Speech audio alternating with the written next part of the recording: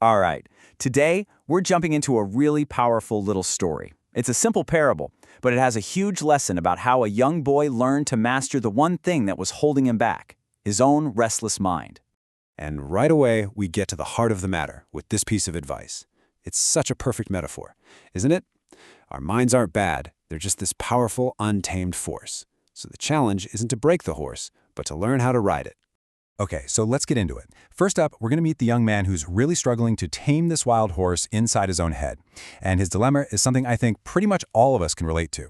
So, meet Kabir. Now, this kid is smart, really bright, but his intelligence is just all over the place. His mind is constantly jumping from one thought to the next, never really landing long enough to get anything meaningful done. Sound familiar at all? And this right here just perfectly lays out the battle that's going on inside his head every single day. He wants to read a book, but his mind is already off thinking about video games. He sits down to study, but bam, he's thinking about his friends. He tries to do some important work, and you know it, that phone starts buzzing in his pocket, calling his name. It's a constant tug of war. So Kabir's dad sees what's going on, and he knows that just telling him to focus more isn't going to cut it. It's time for a different kind of lesson. And that leads them to a wise mentor with a very unconventional teaching method that's all centered around a simple glass of water. So he takes him to see this wise teacher, a man named Guruji. He's known for being able to really prepare young people for success. But instead of some boring lecture or a textbook, Guruji's lesson is going to be a simple, hands-on task. Okay, so here's the lesson. Guruji gives Kabir a glass of water, filled right to the very brim, and tells him to walk around the garden. The catch? Don't spill a single drop. Sounds easy, right? Well, as Kabir starts walking, he's surrounded by distractions. Birds are chirping, leaves are rustling, other kids are laughing. And every single time his attention shifts, even for a second, splash, a little water spills. By the time he gets back, the glass is half empty. And this is where it all clicks. Guruji breaks it down for him. That glass of water, that's your goal. The water inside, that's your focus, your mental energy.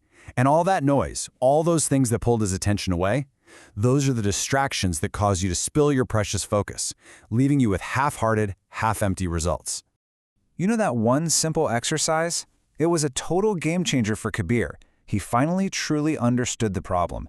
So now he can actually build a real plan to solve it. And that brings us to the daily path to discipline.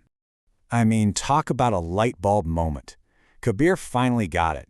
Discipline wasn't some kind of punishment. It was about protecting his focus.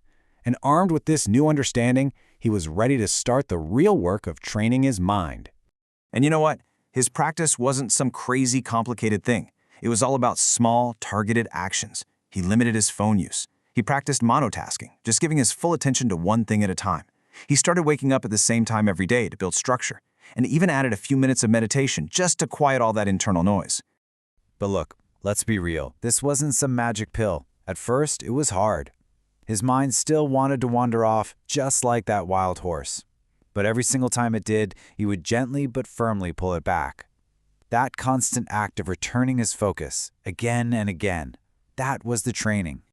All right, so all this daily grind, this constant effort, it had to be leading somewhere, right? Well, this is where we see the massive payoff for all that hard work. And you can just see the power of sticking with it.